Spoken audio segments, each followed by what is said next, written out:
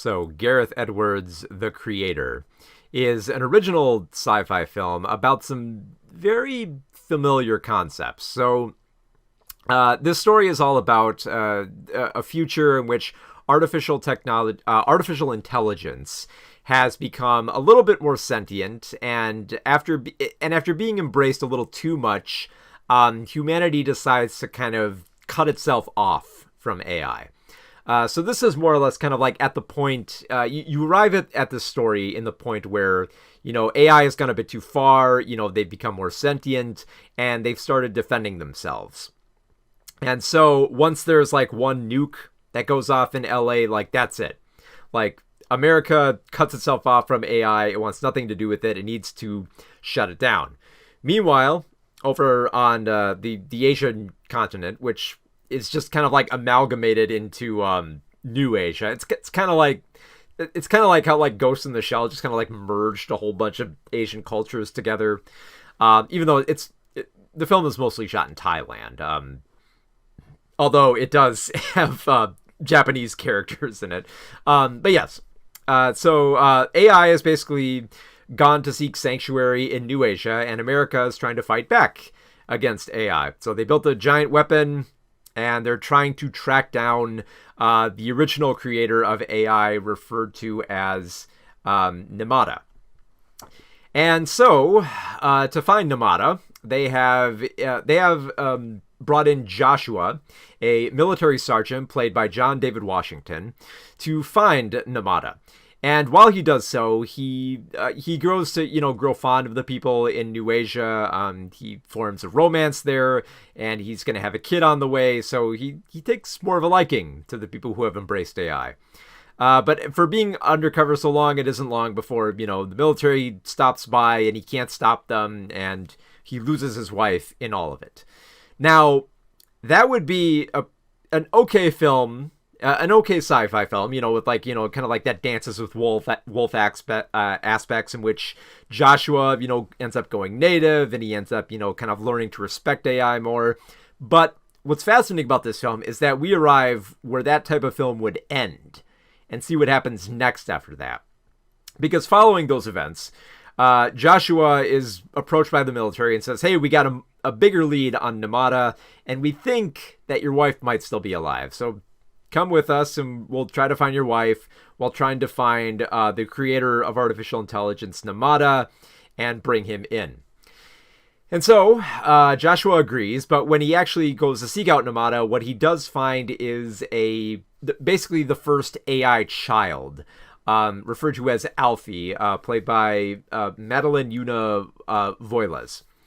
And he basically learns to kind of like get to know and kind of like this kid the more that this artificial intelligence learn to recognize language and interact better and try to better understand the world. In addition to that, Alfie is also an artificial intelligence that has grown more powerful. She can essentially control more devices remotely. Like, she could stop vehicles, she could stop robots. She might even be able to stop that giant satellite in the sky that America's built, which has basically just been obliterating New Asia. Like, that's been like their whole motive this whole time, is just, investigate parts of New Asia.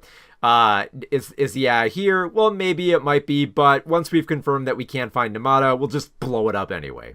And it just keeps happening and happening. So yeah, New Asia has a lot invested in trying to bring this satellite down, and Alfie might just be the key to it. So most of the film is mostly just Alfie and Joshua going on this journey in which Joshua learns to, experience what it's like to be a father, and Alfie learns what it is to be human. And they have meaningful conversations about, what it is to be a human being and contemplate what it's like to go into the afterlife. And basically Joshua believing that they both won't go to heaven, both because Joshua views himself as a bad person and Alfie doesn't see herself as a person at all. Now, when you look at this, and you look at like the setting too, where, it goes from like, it ventures into like, like Thai villages, but then it also goes into, the typical big skyscrapers and, like the neon designs of something that you'd see in like a cyberpunk future.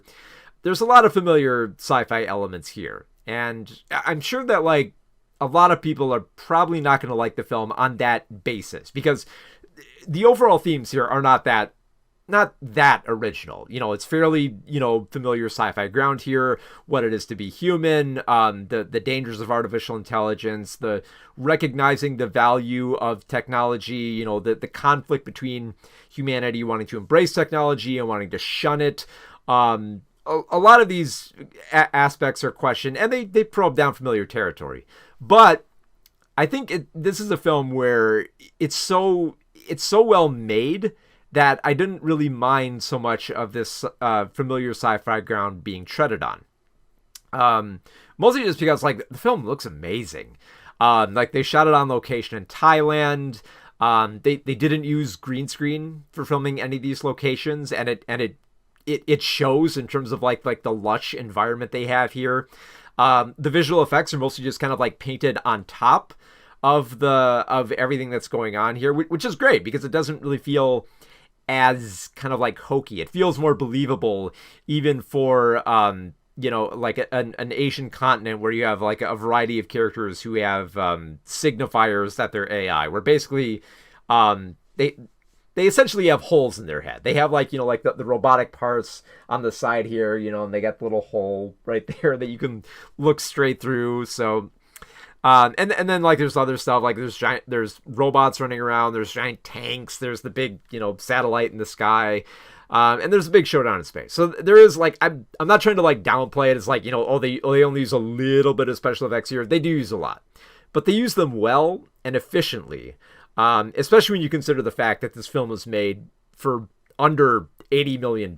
And as far as I'm concerned, in terms of like big budget blockbusters, it looks fantastic, like compared to a lot of blockbusters that cost well over somewhere between like 150 to 200 million dollars. This one looks astounding. Like it's on the same level as like District 9, where they were spending a modicum amount of the same money and achieving far better visual effects, mostly just by being smart about it. And I think a lot of credit goes to director Gareth Edwards, who's used to working with special effects, but also used to working on a budget. Like most people will know Edwards for working on big budget franchise stuff like 2014's Godzilla and 2016's Rogue One, a Star Wars story, which were all big budget films. They did make bank. But he also made a little film before that called Monsters, which was made for under $1 million. And it was really effective in, how it decided to use its visual effects and stage like a kind of sci-fi horror film. And this is the same deal. Like the creator, it's a big, large film.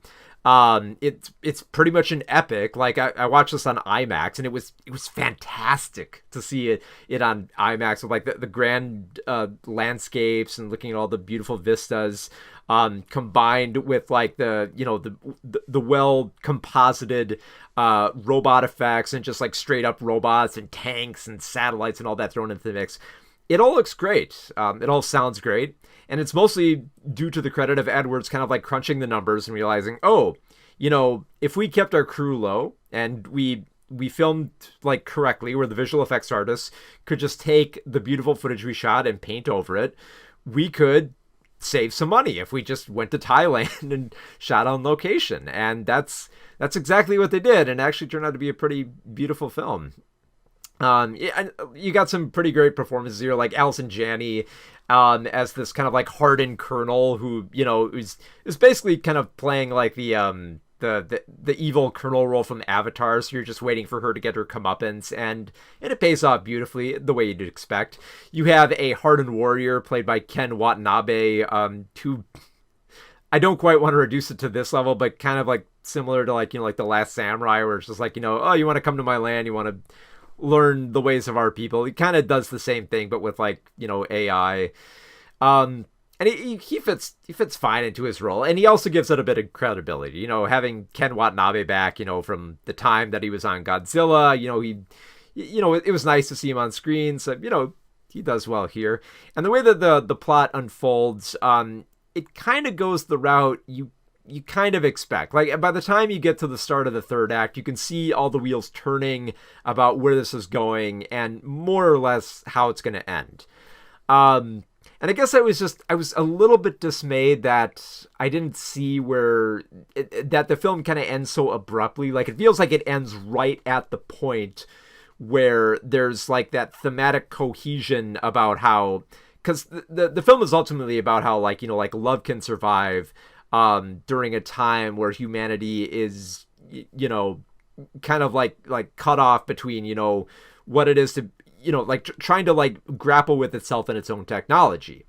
And the fact that it comes together by showcasing how love can survive a little bit and family is the important thing that matters here, which sounds corny, but the film makes it work. It makes you believe in that, mostly just because we get to spend enough time with the characters, and just enough, I think, that you get to know and like them, where you care about their plight, and that if there's the possibility that they won't make it out alive, that it's actually going to feel a little bit like a gut punch by the end. So yeah, it's a very familiar track, but it's so well made. Like, it's an old car, but it's been giving a fresh coat of paint, and it's amazing to look at. It's visually dazzling, and in terms of hitting all these familiar beats, it does them rather well. And it also has I guess I should stress this too. It also has a little bit of a humorous edge to it. And I say that as like, it finds the moments where you can find comedy in this dark scenario where tons of people are dying and the world is at war with AI. And it's like, you need those humanizing moments to just, you need a little break from all like the darkness so that you can, recognize the humanity in all this. Because like humor is humanizing, and it's a good break from like all the action and the darkness and the violence and the death and destruction, which there is a lot of in this film. So yeah, it's a very well-crafted sci-fi film, and more importantly, an original sci-fi film that was made on a budget well under $100 million, and it looks and it sounds fantastic.